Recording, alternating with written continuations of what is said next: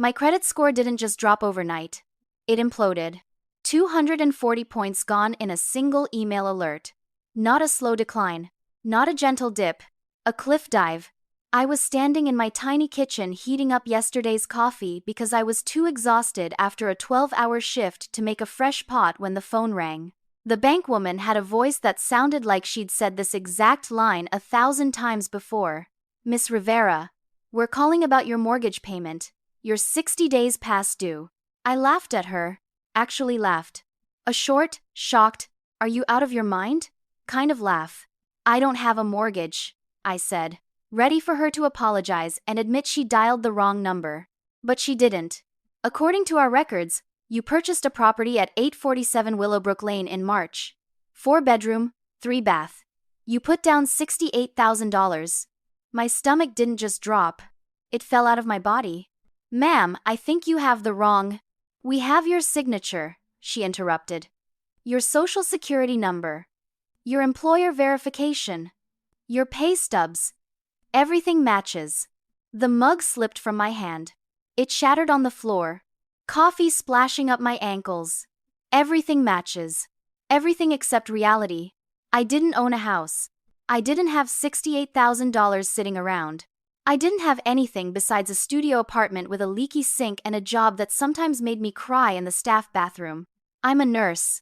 I lived on meal prep, night shifts, and cheap coffee. And someone had apparently bought a suburban dream house in my name. I took a shaky breath and asked the only question that mattered. "Can you email me the documents?" She did. I opened the PDF, and my world split into two halves. The life I thought I had, and the life someone built using my identity like it was a discount coupon. The signature was mine. Or, it was supposed to be mine. But the slant was wrong.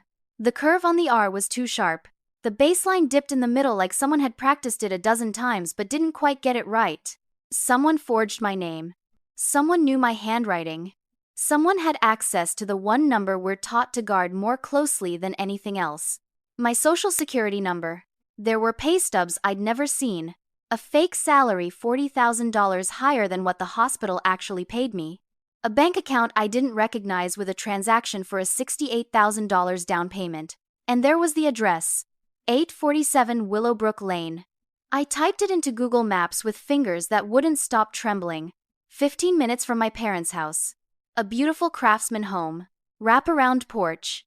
Bay windows. Tree-lined street. Exactly the kind of house I used to imagine I'd buy someday if my life ever settled into something stable. It was everything I wanted. Everything I worked toward.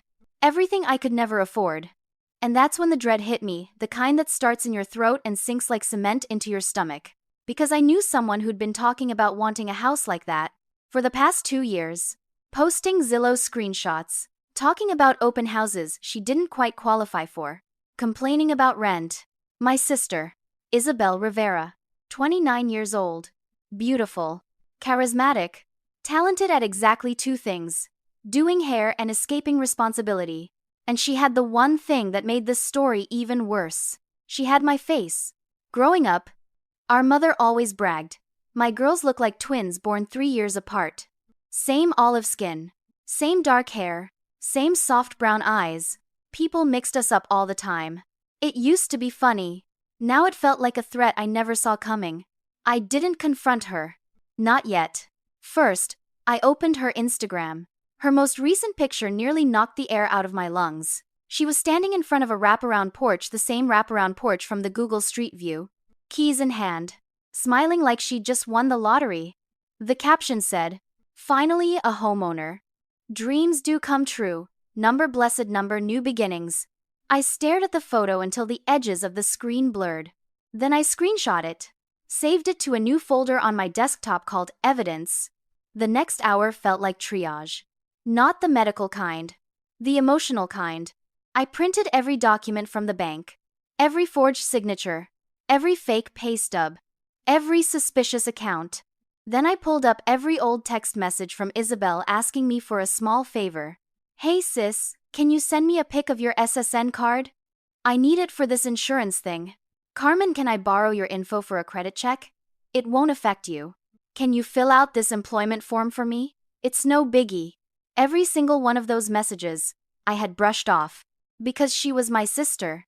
Because she always needed help. Because she always knew how to twist her voice into that helpless tone. But those texts weren't harmless. They were breadcrumbs, leading straight to the crime. And the worst part? I checked the timestamp on her Instagram house photo. 3 weeks old. She'd been living in that house for nearly a month, using my identity, ruining my credit, and she hadn't said a single word to me. I should have called her immediately. I should have driven straight to that house. But I didn't. I called my mother. She picked up cheerfully, like she always did for Isabel, and politely for me. Mija, are you coming to Isabel's housewarming party this weekend? I nearly dropped the phone. Her what? Oh, it's going to be beautiful, she said, voice full of excitement. Your sister worked so hard for that house. Your father and I are so proud.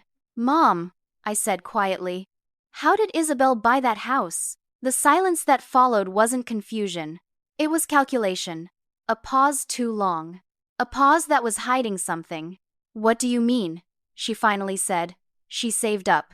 No, she didn't. Mom, that house cost over $300,000. She doesn't make that kind of money. Neither do you.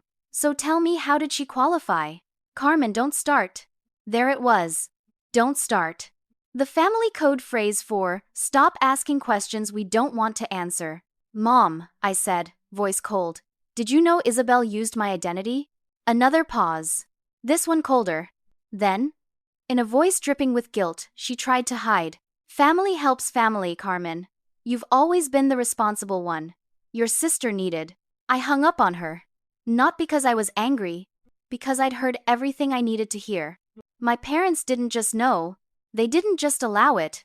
They helped, signed as witnesses, attended the closing, celebrated her new house, all while watching my financial life burn to the ground. Something inside me shifted in that moment, something quiet, something sharp. A new boundary snapped into place like a bone finally setting correctly after being broken for too long. I wasn't going to cry. I wasn't going to beg. I was going to document. I was going to build my case. I was going to take back control. And then I made the second call. Not to Isabel, to the FBI. The moment the agent answered, I felt something I hadn't felt in months. Clarity. FBI Financial Crimes Division. Agent Marcus Chen. Yes, I said. I need to report identity theft and mortgage fraud. His tone sharpened instantly. Can you describe the situation? My sister used my social security number to buy a house.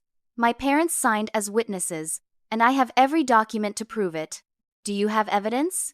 I have screenshots, PDFs, emails, messages, everything. A pause. Not disbelief. Confirmation. Miss Rivera, he said slowly, if what you're describing is accurate, your sister and potentially your parents have committed federal crimes. I know. Are you prepared to pursue legal action against your family? I thought about Isabel's smiling Instagram photo. The number-blessed caption. My mother's voice telling me not to be dramatic. My father's signature on a forged document. Yes, I said, I'm prepared. Good. Bring everything you have tomorrow morning. We'll begin the investigation. And with that, the war truly began. Isabel's house looked even bigger in person. 4 bedrooms, 3 bathrooms, wraparound porch, a yard with freshly planted hydrangeas, like she was trying to prove how wholesome her stolen dream was. All of it built on my name. Cars lined both sides of the street. My parents' SUV, my aunt's minivan, cousins I hadn't seen in years. Everyone invited to celebrate Isabel's achievement. No one invited to hear the truth. I sat in my car for a moment, gripping the steering wheel until my knuckles went white. My phone buzzed. Agent Chen. In position. 2 units at the corner. 1 backup vehicle. We'll move on your signal. I exhaled slowly. This was the calm before the collapse. I grabbed the potato salad Isabel insisted I bring, the same one she loved growing up, the same one she used to bribe me with when she wanted something. It suddenly felt symbolic. Like the last gesture of the reliable sister she'd taken advantage of her entire life. I stepped out of the car, walked up the driveway, and rang the doorbell. Isabel opened the door wearing a white sundress and a grin so bright it made my stomach turn. Carmen! She threw her arms around me.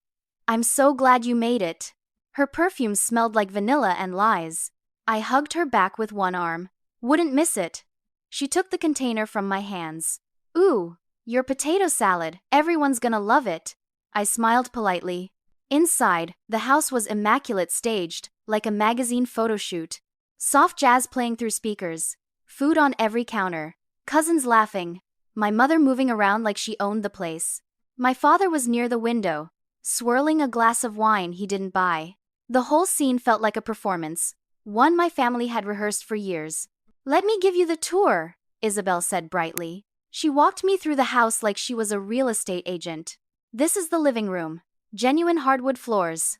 This is the kitchen, look at the island. This is the guest room. I'm thinking of Airbnb-ing it. Every brag felt like a slap. When we reached the master bedroom, she twirled dramatically. My room. I nodded. Looks expensive. She laughed, brushing a strand of hair behind her ear.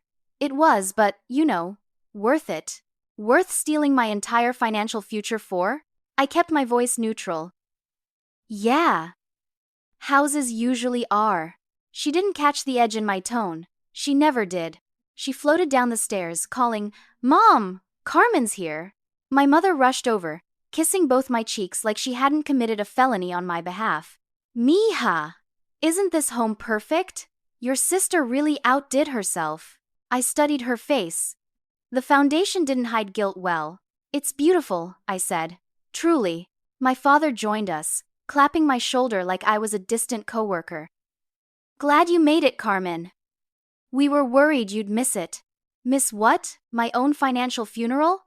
I forced a smile. I wouldn't miss this for anything. Isabel clasped her hands together, excitement buzzing through her like electricity. Let's take a family picture. Of course, she wanted a keepsake. A snapshot of the moment her life peaked right before it fell apart. We lined up in front of the fireplace. My mother adjusted my hair without asking. My father stood tall. Isabel positioned herself dead center. Like always. Someone snapped the photo. And the moment they did, I asked the question I'd been saving. So Isa, I've been curious. How did you buy all this? The room quieted just a little. Conversations softened. A few heads turned. My mother's eyes sharpened. Carmen, I'm serious, I said casually. I didn't think the salon paid this well. Isabel blinked. It doesn't. But I saved up. And Mom and Dad helped with the down payment. I nodded. Right. $68,000. That's a lot to save on a hairdresser's income. Her smile stiffened. My father cleared his throat. Carmen, this isn't the time. I think it is, I said softly. I'm just curious how she qualified for the mortgage. Isabel crossed her arms. Why do you care so much? I lifted my phone, pretending to take a picture, voice recorder running. Just trying to learn. How much did you say you make? I remember you told me you were barely covering rent last year. Isabel shrugged too fast. Things improved. Oh? Your credit too? Last time we talked, yours was in the low 500 seconds. Now the room was noticeably quieter. My mother stepped closer, whispering urgently, Carmen, stop. I shrugged. What? I just want to understand how Isabel managed to secure a $340,000 mortgage when nothing in her financial history prepared her for it. Isabel's face drained of color. She knew. She knew this was the moment. My father's jaw clenched. Let's all take a deep breath. Sure, I said. I looked at Isabel. Tell me, Isa, whose credit score did you use? She stared at me, lips trembling, and I saw at the moment shame collided with fear. She realized I knew. I stepped back, giving her room. Go on. Tell everyone here how you did it. I don't know what you're talking about, she whispered. My voice was calm, too calm. The kind of calm that made my father's face pale. You bought a house. With my name, my credit, my financial records, my signature. Someone gasped. My aunt dropped her fork. Isabel's eyes filled with tears. Carmen, please. You stole my identity, I said. And you let the bank believe I bought this house. My mother grabbed my arm again. This is not how you deal with family issues. I stepped out of her grip. Mom, UKNEW. You helped. You signed as a witness on a forged document. My father raised his hands. Carmen, stop this.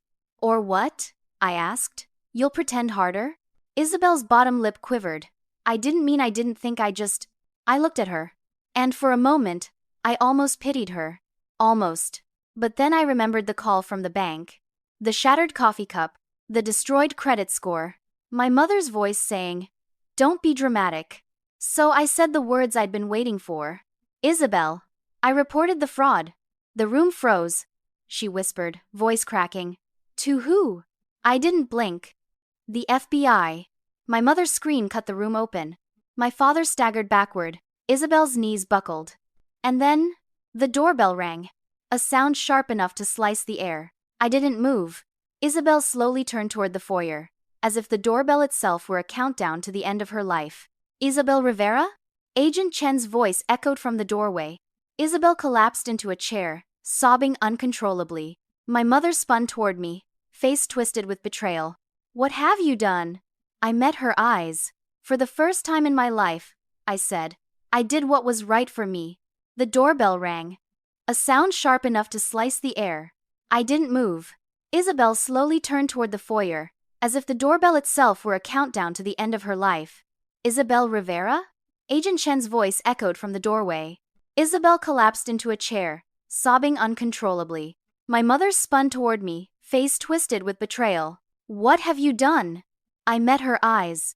"For the first time in my life," I said, "I did what was right for me." The room went quiet. Not silent quiet, the kind of quiet that happens right before a building explodes. My father took a step toward me. His face was red, but his voice shook. "Carmen, we can fix this. Just tell them it was a misunderstanding. A mix-up." "A mix-up," I repeated. "You witnessed a forged signature." "That's not we didn't, your sister told us," his voice cracked. Agent Chen spoke before he could finish. "Mr. and Mrs. Rivera, we will need to interview both of you regarding your involvement. For now, remain where you are." My mother's expression snapped into a combination of fear and fury. "You're tearing this family apart, Carmen." "No," I said softly. "You did that when you chose convenience over honesty."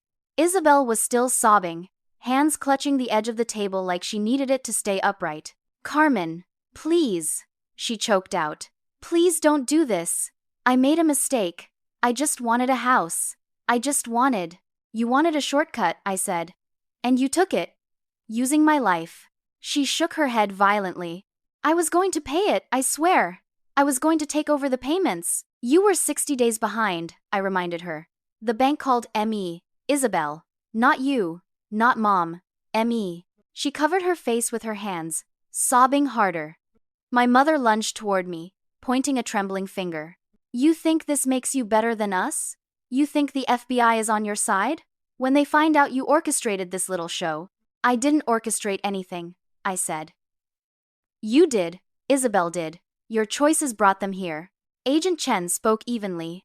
"Mrs. Rivera, please step back." She looked at him like he was an insect. "This is a misunderstanding. A private family matter. You can't just come into our home." "This home," Chen said, "is legally tied to the fraudulent mortgage in Carmen Rivera's name. That places it under federal jurisdiction for investigation." My mother's mouth snapped shut. It was the first time I'd ever seen her silenced by someone she couldn't manipulate. 2 more agents entered the room, quiet, neutral, methodical. They weren't here for drama. They were here for facts. One of them approached me. "Miss Rivera, can you confirm that you are safe and acting voluntarily?" "Yes," I said. "Has anyone threatened or pressured you not to report this crime?" I glanced at my mother. Her eyes were pure venom. "No," I said. "They tried to persuade me, but no threats." He nodded and stepped aside to document the scene. My father finally exhaled. It came out shaky, defeated. "Carmen, you're our daughter." I looked at him. Really looked at him. For the first time, he wasn't standing like the authority in the room. He looked small, hollow, like a man who had built his entire world on the wrong foundation and was now watching it crack. "I'm your daughter when it's convenient," I said. "But when Isabel needed something..." Suddenly, I was just a name on a form. That's not fair. Neither is fraud. One agent began photographing the mortgage documents sitting on their entryway table, which apparently Isabel had left out. Another agent approached Isabel gently. Miss Rivera, we need to ask you a few preliminary questions. My sister looked at me with wide, terrified eyes. Carmen, please, don't let them take me. I'll lose everything. You didn't think about what I'd lose, I said softly. She shook her head. I know. I was selfish. I was stupid. But we're sisters. You can't let them. Sisters don't destroy each other's lives. Her sobbing grew louder, raw, desperate. My mother stepped between us, voice sharp. She is not going to prison because you're having some dramatic moral epiphany. Dramatic? I repeated. Mom, Isabel committed federal crimes. She's family, my mother screamed. So am I said. That shut her up. The agents continued documenting the scene, taking photos, examining signatures, ensuring the chain of evidence was intact. My father sank into a chair like the weight of the entire situation had finally crushed him. Isabel kept mumbling, I'm sorry, over and over like she could rewind the last 3 months through repetition. But she couldn't. Not this time.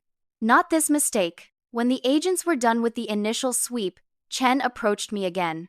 Miss Rivera, we'll need you to come to the office Monday morning to finalize the identity theft affidavit and begin the credit restoration process. I'll be there. He nodded. Good. We'll also be moving forward with interviews. You'll be contacted about the formal case timeline. My mother glared at him. You're ruining her life. Chen didn't even blink. She made choices. We're documenting the consequences.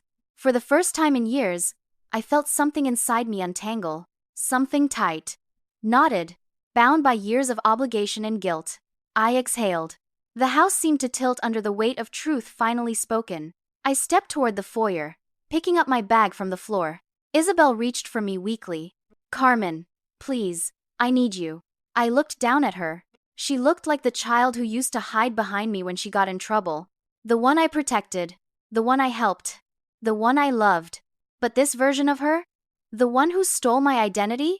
Forged my name? Destroyed my credit? Lied for months? I didn't recognize her.